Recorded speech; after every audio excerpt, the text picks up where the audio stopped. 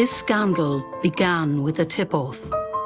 In May 1970, the leader of the opposition had urgent news for the Taoiseach. There was a conspiracy at the very heart of government. A plot to send guns to Northern Ireland. You had Irish government money being spent on arms for use in Northern Ireland. You had senior government ministers allegedly involved with the IRA. The Taoiseach was forced to act. 2 of his ministers were dismissed and charged with illegal gun running. Even after 50 years, these events are extraordinary. The trial at Dublin's forecourts was recorded on tape. Those tapes were never made public, until now. From the witness box, an army officer revealed details of the secret plan. As regards Bossman, it would refer to Mr. Haughey. The officer said he was following orders. So where is the truth? All he had to do was say, stop. Charlie Haughey and Neil Blaney were more than economical with the truth. There was lies told by all sorts of people, big lies told by big people.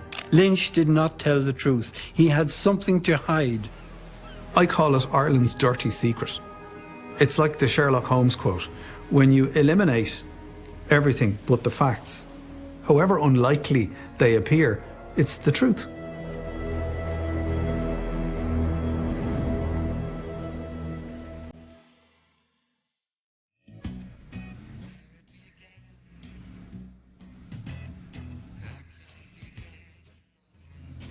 He was a typical 1970s, 80s dad. He wasn't going to tell you he loved you in any way, but you knew he did.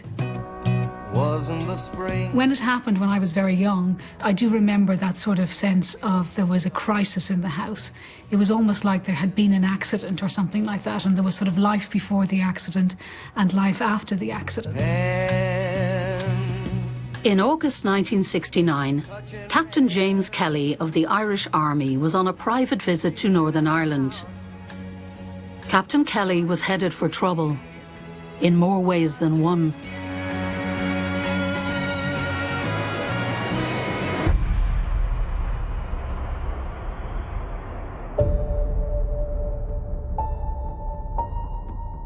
Once the first baton crashed down on the first head, things changed in Derry, things changed in Northern Ireland indeed. 1969 was a year of conflict between the mainly nationalist civil rights movement and the unionist government. Events came to a head at the Battle of the Bogside in Derry. People are demanding change, and they're demanding it now, and they're expecting to get support from the South. The nationalists are heavily outgunned, and there's a real sense that there could be a pogrom on the scale of the 1920s. So there is a sense of terror, and there's a feeling that this could happen right across the north. We had the RUC coming into the Bogside and coming up our street, sort of smashing windows and shouting insults at people, singing, "Hey, hey, we're the monkeys, and we're going to monkey around until we see your blood flowing all along the ground." That was the police doing that. When you're in a situation in which the police are part of the attacking force against your community, the only answer to it is to take on the police. Tension mounts this afternoon. Within days, the fighting spread across Northern Ireland to Belfast. Captain Kelly was a Cavan man and loyal and extremely effective army officer. There's going to be more trouble tonight. Concerned by what he saw, Captain Kelly reported the escalating crisis to Army headquarters in Dublin. Captain Kelly was working for G2, Irish Military Intelligence. His boss was Colonel Heffron, and Captain Kelly happened to be visiting his brother in August 1969 when the trouble was brewing.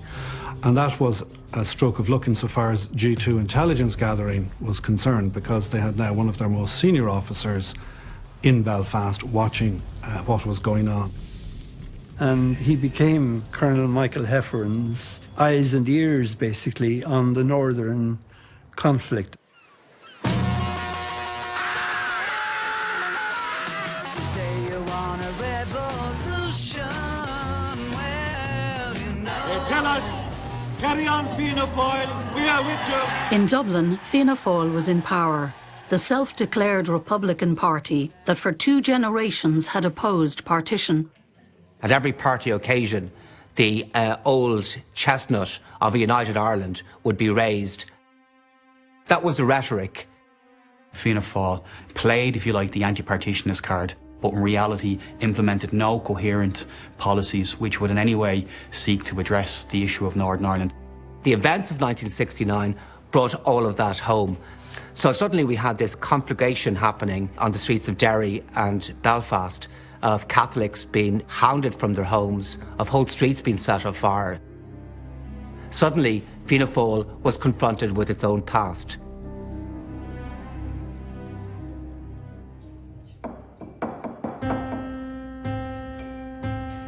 The government was led by Jack Lynch, one-time sporting hero, and the first Fianna Fáil leader not from the revolutionary generation.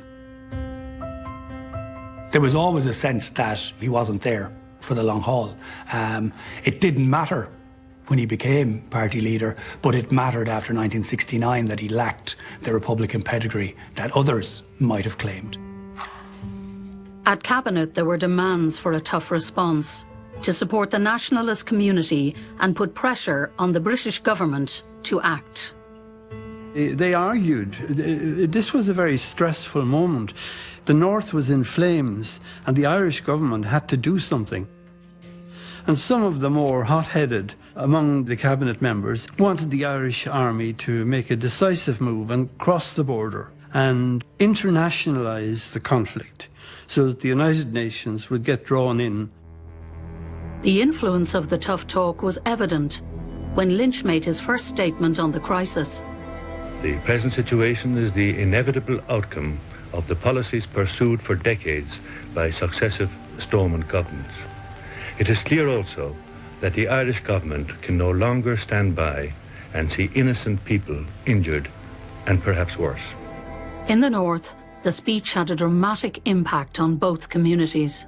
Jack Lynch, he has done more hours to help the people of Derry than they expected him to do. I agree.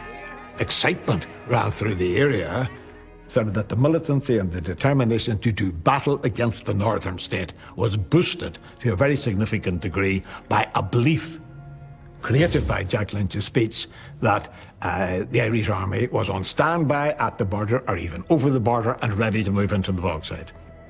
The behaviour of the Dublin government has been deplorable, and it has been tailor-made to inflame opinion on both sides.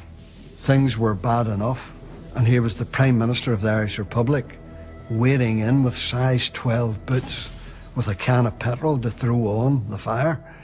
So another government in another country was saying to me, you might think you're British, you might think you're part of Northern Ireland, but you're really part of an Irish state.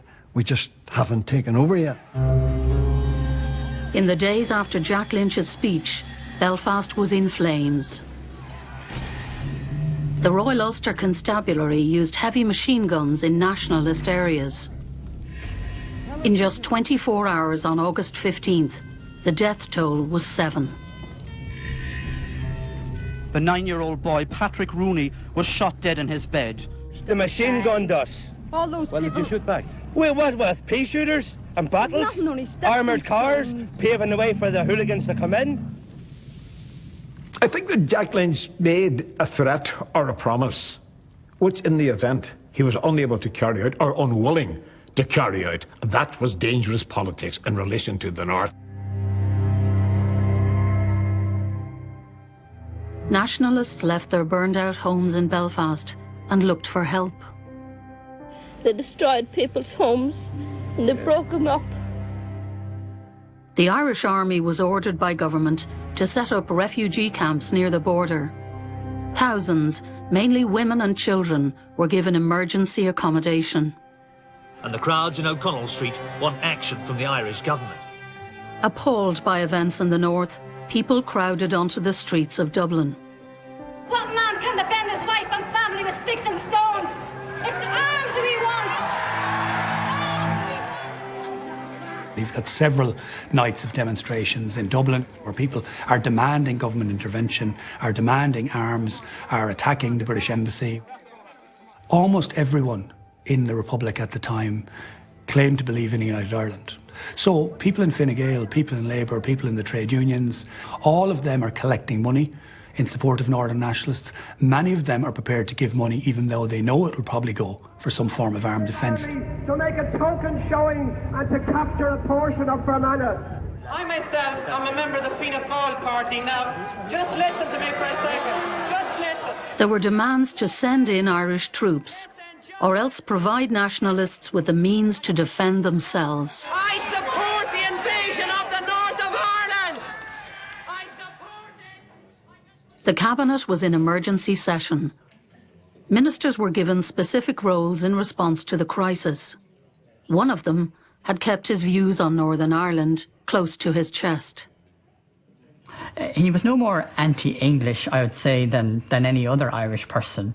But he was familiar with the situation in the north. I'd say he would have been moved by it. I don't think any of them ever considered invading the north to end partition. Charles J. Haughey was one of the most brilliant and ablest politicians of his generation. He had an extraordinary appetite for hard work. However, on the opposite side, Haughey was also a deeply flawed character. Well, would he not receive the deputation? Why not? When Haughey entered a room, people would shake in fear. The comparison with Napoleon I has been often used to describe Charles J. Haughey. Small in stature, but his personality was very overpowering. That's that. We're not taking no for an answer. Okay, right on. God bless. Thanks. Bye. As Finance Minister, Charles Haughey was put in charge of a relief fund for Northern nationalists. The money available was £100,000, a considerable amount in 1969. It was money without strings. By the government decree, he had sole and total control of the money and no stipulation as to how it should be used. Within 9 months, Charles Haughey will be dismissed from government and accused with 4 others of illegal gun running. I want our people from the 6 counties to know that we here on this side of the border, we do care. Neil Blaney never concealed his strong Republican views. Blaney's political base was close to the border in Donegal. Neil Blaney was an enigma.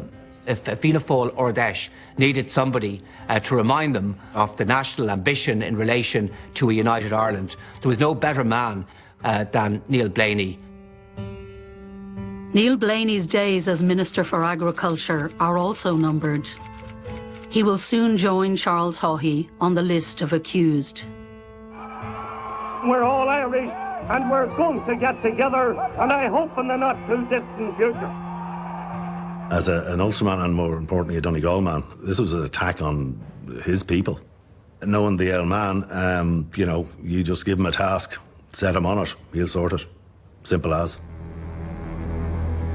Meanwhile, nationalists in Northern Ireland were unprotected and distrustful of the RUC.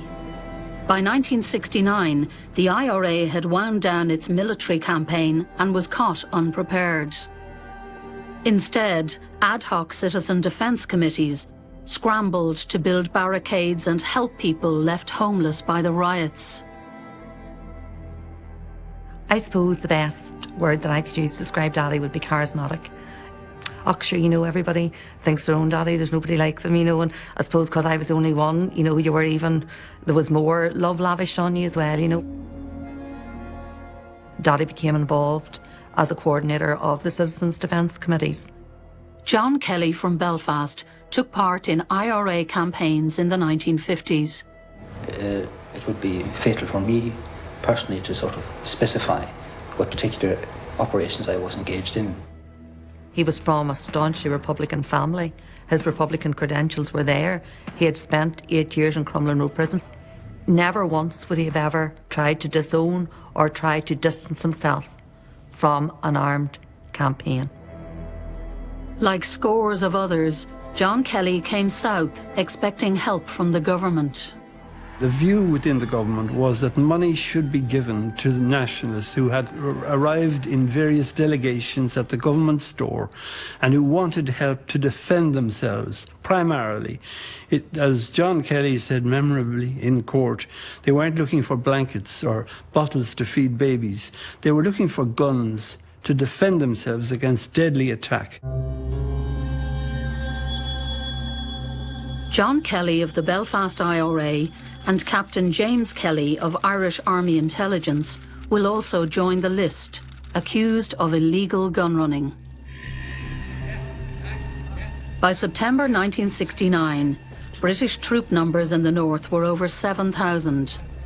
They brought welcome relief to nationalist areas, for now. Jack Lynch retreated from his dramatic August speech and took a softer tone. Well, it's obvious that the events of the past week have not improved relations, but it'll be our job to build up goodwill again, to build up good relations, and I believe this will be possible. He had made his famous "We won't stand idly by" speech. Shortly after that, he made a much more conciliatory speech, which was much more true to his political leanings, calming things down. But at the same time, he was under pressure from his own cabinet, and he was under pressure from these delegations which were coming down. They were visiting him and others, and he was fobbing them off. Do you think they're a serious threat, the IRA? No, we don't think they are. He had no intention, if he could help it, in having arms supplied. But even as Lynch was rejecting violence, close to the border, the Irish Army was preparing to train nationalists from Derry. Well, it was two-faced, two sides to government policy. There was a hidden policy which had to involve moves to protect nationalists. The week-long course at Dunree Army Camp in Donegal was approved by Defence Minister James Gibbons. They took onto the books men from a nationalist background into the reserve forces, the FCA, and took them to the ranges and taught them how to fire weapons. A number of people who went from the bog side down into Donegal to be trained in that way, and then came back after about a week. And I remember talking to me, he says, "Oh, you should have been there, McCann, you should have been there." Could you assemble and disassemble a Thompson submachine gun while blindfold at night? The circumstances in which this might be necessary were very unclear to me and to many other people. But that type of thing, and straightforward target practice and how to use the gun and how to use it safely. But word of the camp was leaked to newspapers, and the gun training was abruptly abandoned.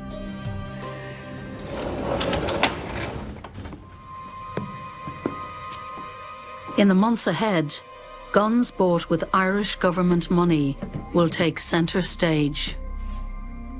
If guns were for defensive purposes, why were machine guns included? Those weapons are for point-blank operations in the urban environment, concealed weapons, producing them at the last moment, and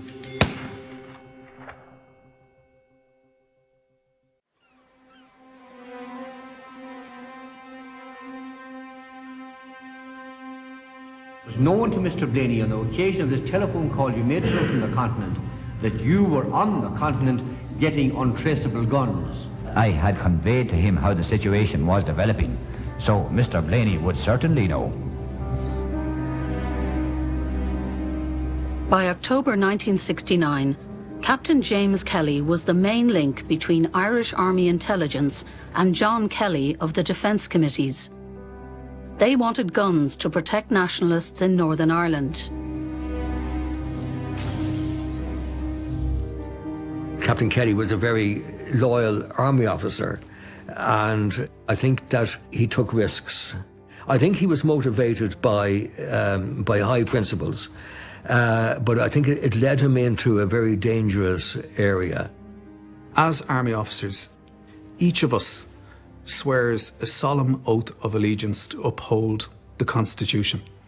You hold the Bible up in the right hand and you swear to only follow lawful orders.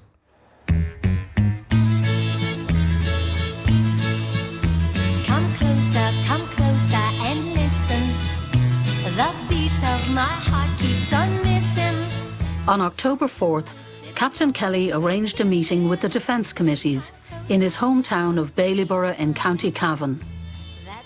At the Baileyborough meeting, Captain Kelly was trying to get the Northern Defence Committees all on the same page. Money was available, and Kelly wanted to know how the Defence Committees wished to use such money.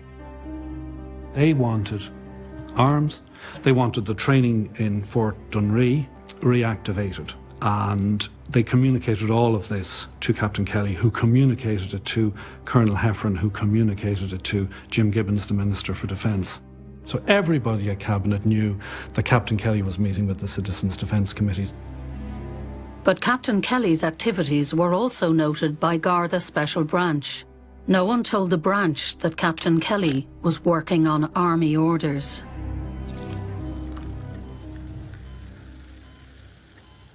Reports of the Baileyborough meeting were sent by the Special Branch to Peter Berry, Secretary of the Department of Justice.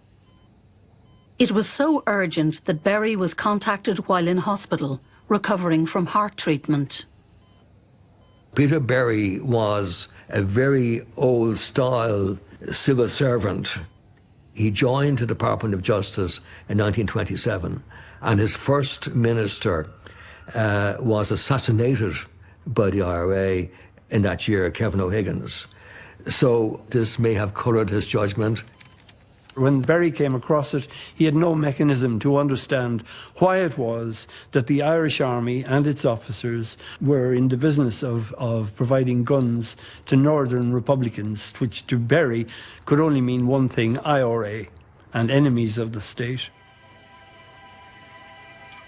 Peter Berry called Jack Lynch to his bedside to warn the Taoiseach of a grave danger, as Berry saw it, to the security of the state. Berry, he was in Mount Carmel, and he was aware of the Baileyborough meeting, and Jack Lynch came and visited him. And he was that powerful that Jack Lynch would go and visit him. And he told him about this. Now, Jack Lynch later on denied it and said, no, this didn't happen. I think Jack Lynch wanted the problem to go away. He doesn't seem to have taken the information on board, or if he did take the information on board, he didn't do anything with it.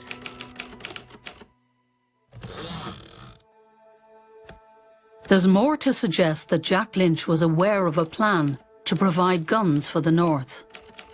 On February 6, 1970, his government issued an urgent directive to the Irish Army Chief of Staff. This was the most critical time for Irish internal security since World War II. These extraordinary documents were top secret, and it's asking the Chief of Staff very explicitly to prepare and to plan for a military intervention in Northern Ireland. It was always going to be a dangerous, fraught policy, and the army were frankly shit scared of it. The directive also instructed the army to have guns ready to supply to Northern nationalists in a doomsday situation. This was the essence of the hidden policy on Northern Ireland, which was entirely defensive-minded, but could never be admitted, because it would have destroyed diplomatic relations with the United Kingdom. This government directive from 1970 came to light 30 years later when released to the National Archives in 2001. A lot of the cabinet who are present say that they didn't know anything about it.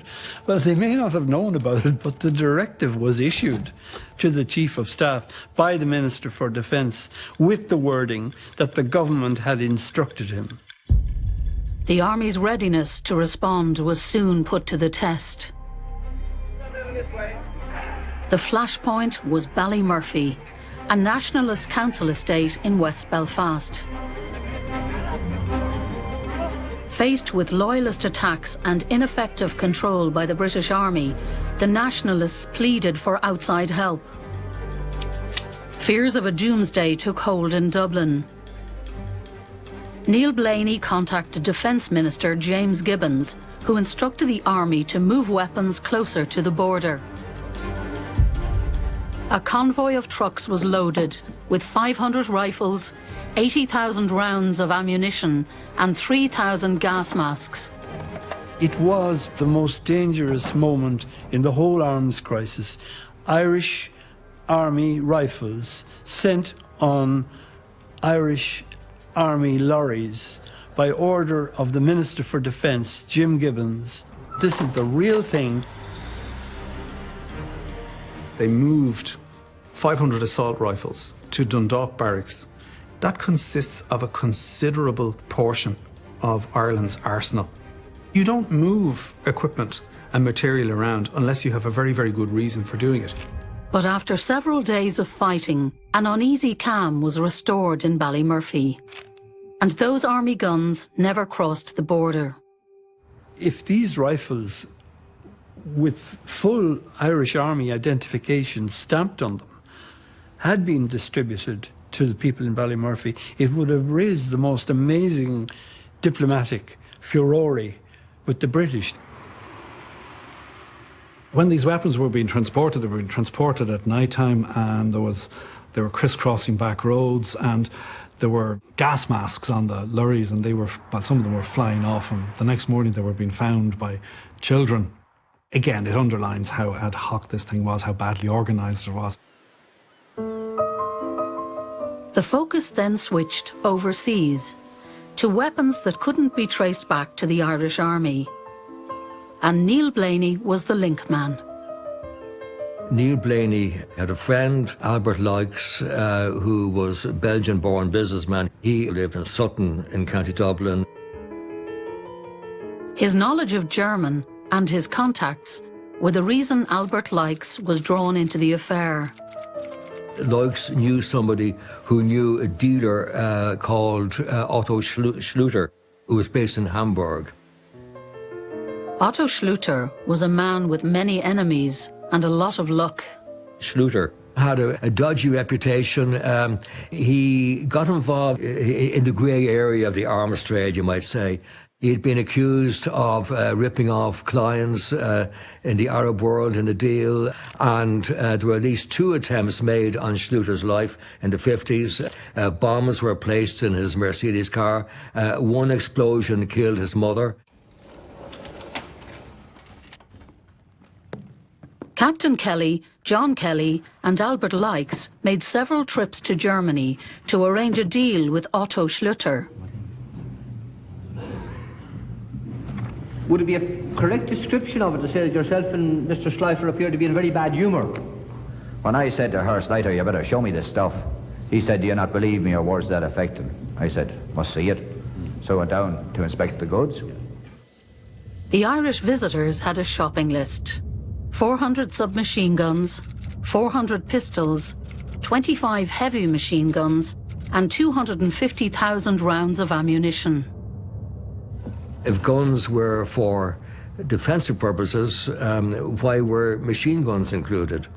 The weapons are of a very particular type. Now, submachine guns and automatic pistols, they're for use in confined environments, like weapons that could be easily concealed and transported around in the boot of a Ford Cortina. So those weapons are for point-blank operations in the urban environment, concealed weapons, producing them at the last moment, and bang. £28,000 was paid to Schluter. Most of the money came from the relief fund approved by the Irish government in August 1969. Sitting in the morning sun, I'll be sitting. The initial plan was to ship the consignment from Hamburg in Germany via Belgium to Dublin. Then I'll watch them roll away. Delivery was promised for March 25th, 1970.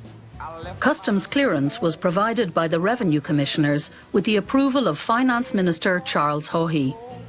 Captain Kelly and John Kelly were on the quayside early to watch the unloading of the cargo.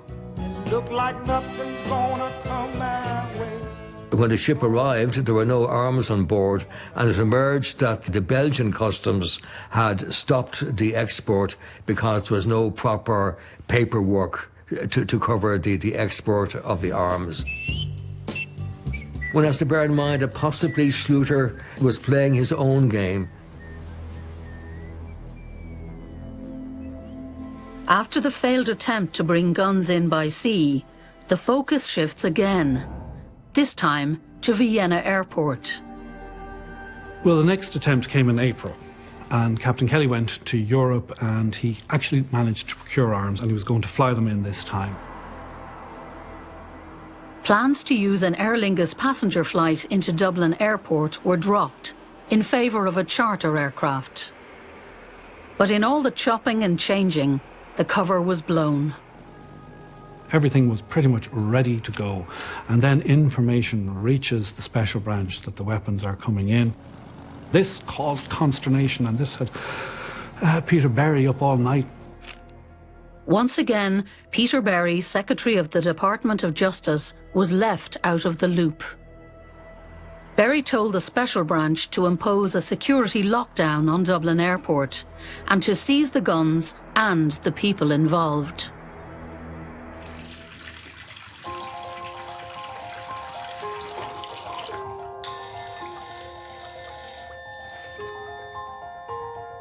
When Charles Haughey heard of Peter Berry's intervention, he phoned Berry at home. Charlie Haughey asked Peter Berry specifically, would it be possible to allow that consignment to be cleared by customs? And Peter Berry, who was very opposed to any arms coming in, said that that wasn't possible and it wasn't going to happen. Berry, getting the call, decided that Haughey was trying to arm the IRA, which was a bad misjudgment on his part because he knew Haughey well. He'd worked closely with him. He'd seen Haughey crush the IRA in the early 60s, the previous campaign of violence. But yet he decided that Haughey was acting treacherously and seditiously. And then Charlie Haughey asked him what was going to happen to the consignment, and he said, we're going to grab it. And Charlie Haughey said, I'd better call it off. And he used 3 words, or he claimed that he used 3 words, whatever it is. And that whatever it is clause was used by Charlie Haughey as an excuse really to say that he wasn't aware of the nature of the consignment. But either way, the game was up. Haughey sent word to Captain Kelly and the delivery was cancelled. The guns never came. Gave chase. The raiders turned and opened fire. Meanwhile, the public mood had changed.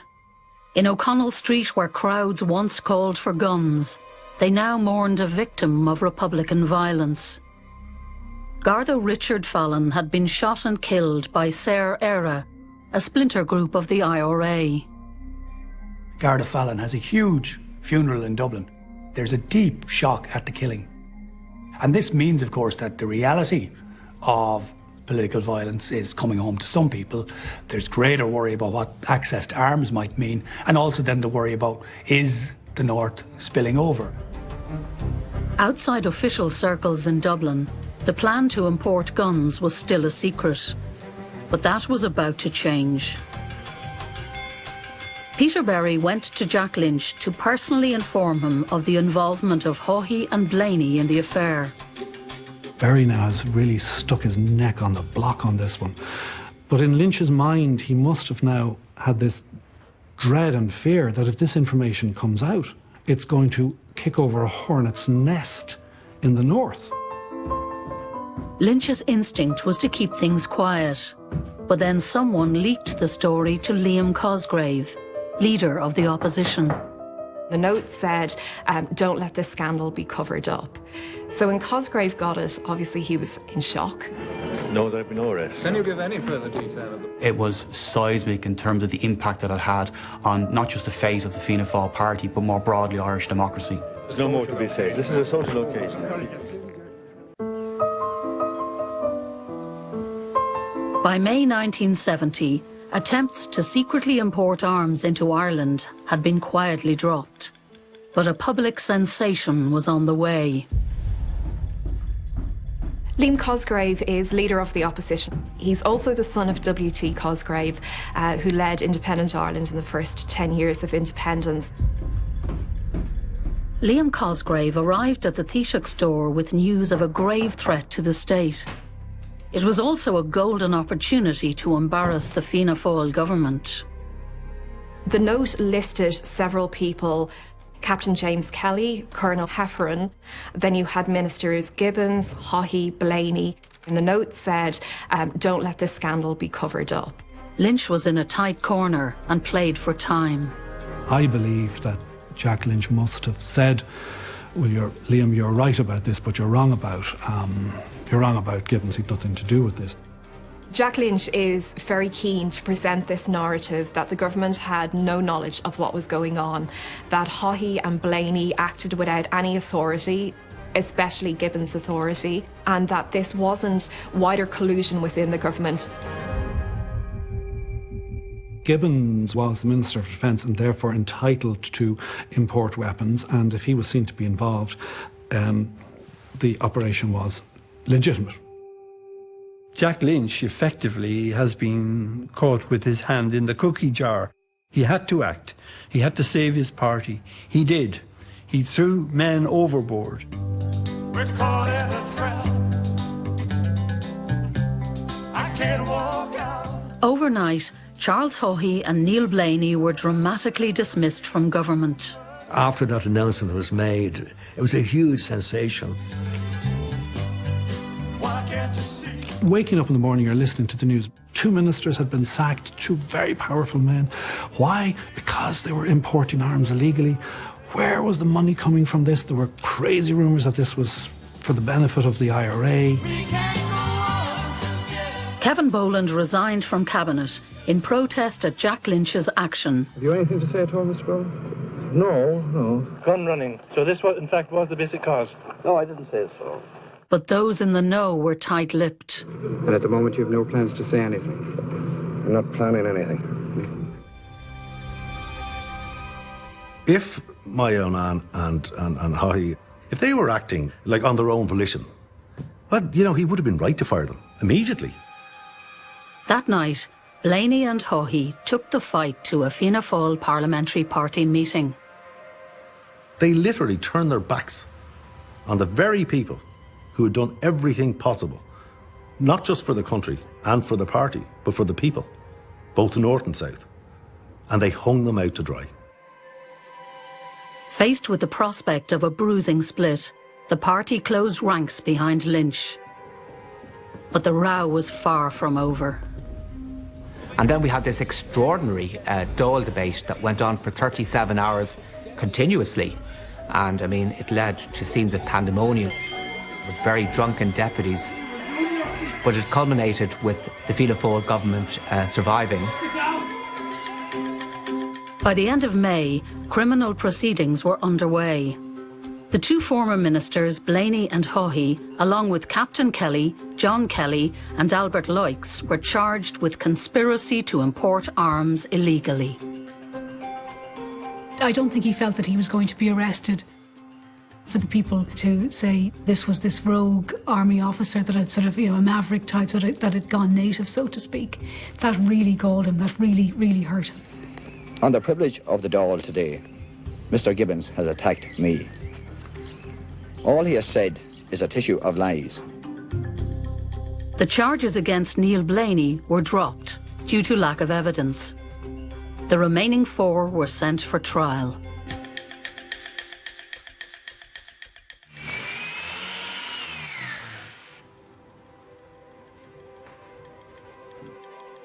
The 4 courts in Dublin had never seen a trial quite like this. It was a sensation, not just from the Irish media, but also from the British media. There were 2 trials. First trial imploded because an unfair allegation was made about the judge. For the first time, the judge directed that court proceedings be recorded. Only a fragment of those tapes survived and were never made public. Until now. And I submit to you, gentlemen, on behalf of Mr. Haughey, that nothing was done or said in pursuance of any conspiracy on the part of either Mr. Haughey or any of the other accused. There was lies told by all sorts of people, big lies told by big people. Whether my father lied or not, I don't know. That's an allegation that's made against him. 3 of the accused freely admitted the attempt to import guns, but said it was officially approved. Only Charles Haughey said he was unaware that guns were involved. He was facing a long jail term, so I guess he did what he had to do. The state case relied on 2 key witnesses, Minister James Gibbons and Colonel Michael Hefferon of Military Intelligence. I describe Jim Gibbons as having been tied to the mast of a ship and pushed out of the harbour into the storm by Jack Lynch. Hefferon explained he was advising Gibbons constantly, meeting him regularly as Director of Military Intelligence, and at the same time, he was Captain Kelly's boss. You regarded yourself as having got the authorisation directly from Mr. Gibbons yourself?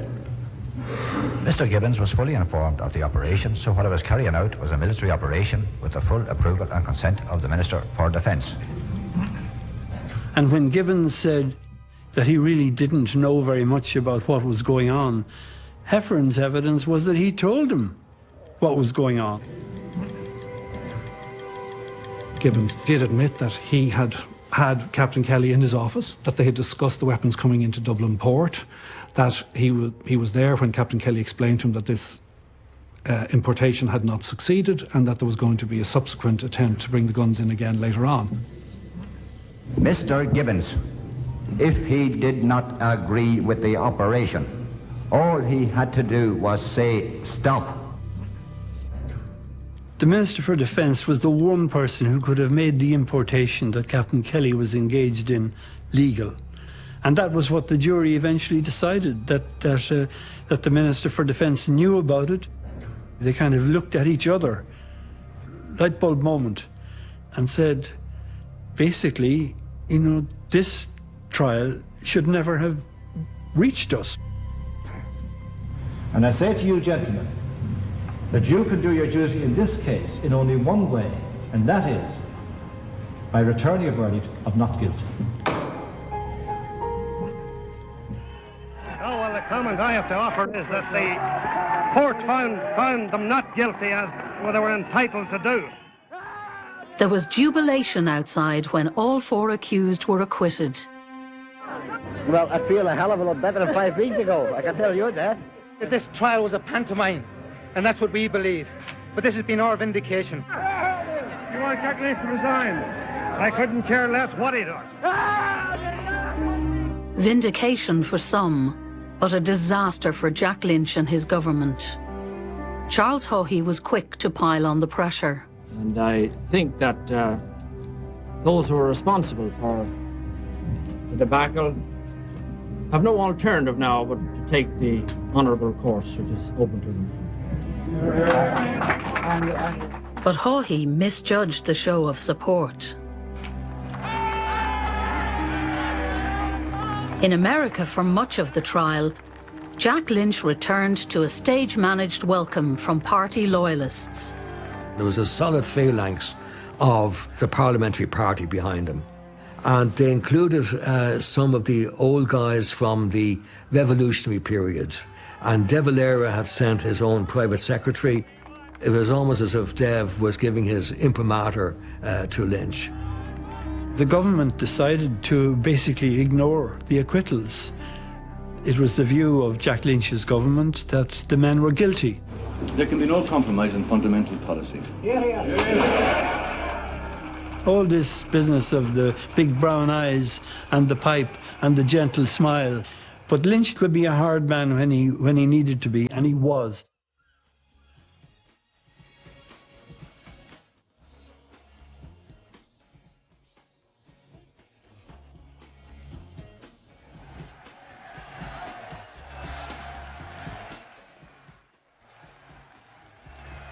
My first duty is to thank the Ardèche for once again electing me as President of Fianna Fáil. The opponents of Jack Lynch's policy on Northern Ireland attempted one last stand. There was a dissident faction, and it was personified by Kevin Boland. He tried to speak, and then his supporters started shouting for him to be allowed to speak. And Patrick Hillery, who was Minister for Foreign Affairs, stood up. And Patrick Hillery was a relatively mild-mannered politician, but he stood up and he railed against them. You can have Poland, but you can't have Fianna Fáil. And that was a very decisive moment for Fianna Fáil.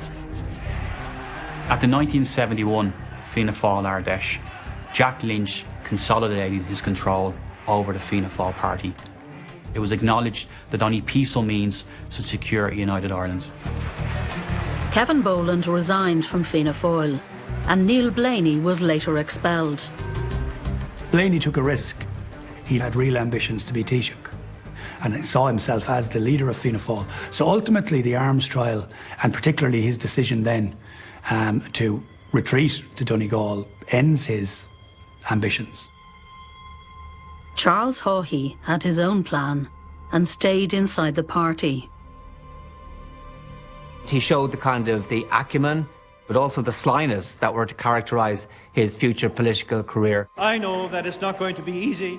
You wouldn't talk to him about the arms trial. He felt aggrieved by what had happened.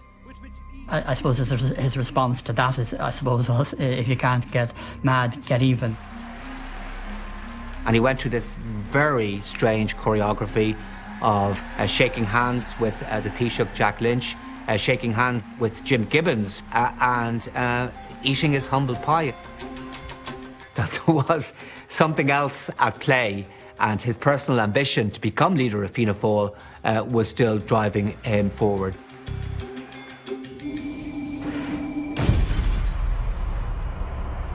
The Irish government can no longer stand by and see innocent people injured and perhaps worse.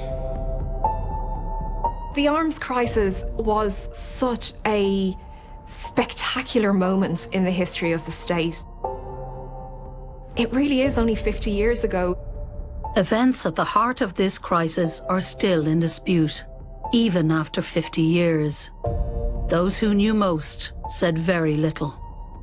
Jack Lynch's reputation has changed over time. Initially, he was seen as somebody who had lost control, perhaps, of his party and really wasn't in touch what was happening. But it does seem, particularly as new papers have been made available at the National Archives, that Lynch had more knowledge than he let on. Did Jack Lynch know? There's a lot to suggest that Jack Lynch did know, but didn't want to know, that he was apprised of what was happening. And he chose to ignore it in the way that kind of people ignored their deaths. There was no cabinet decision to buy arms. No matter what people knew, it wasn't an initiative of Jack Lynch. It wasn't an initiative of Jim Gibbons. Lynch did not tell the truth. His policy on Northern Ireland had a hidden dimension. It involved a responsibility to the Northern nationalists, but he could never admit to it because it would have destroyed diplomatic relations with the United Kingdom. He's regarded as a hero who saved democracy, who prevented a civil war. But it also, shouldn't be forgotten that to many nationalists in 1969, they expected him to do far more. And the police, they threw bottles down the street at us and we had a good... I think let down, a massive feeling of being let down. Jack Lynch washed his hands off it. That was how Charlie Haughey, Neil Blaney were sacked, and it was how my father was arrested and charged. It was how Captain Jim Kelly, who was carrying out his orders, was left as a pariah.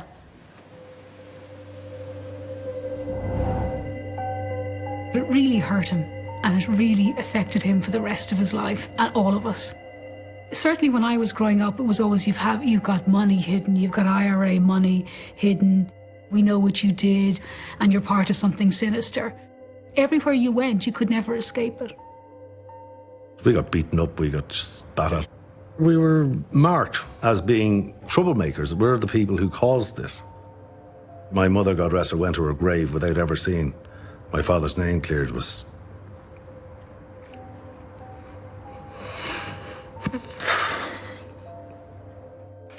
After the arms trial, Albert Loix never spoke about his involvement. John Kelly pursued his Republican aims in the IRA and Sinn Féin. Captain James Kelly campaigned for a state apology up to his death in 2003. The last day when he was dying, he kept saying, "Is the apology there yet? Has it come yet?" And Suzanne said, "It has, but it hadn't." And he died very shortly after that. I think it was, you know, he was holding on to the bitter end for that to come.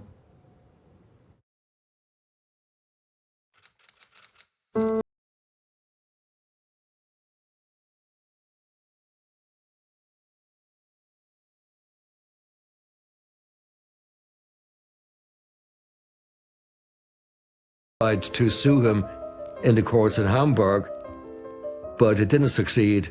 So Schluter kept the guns and the money.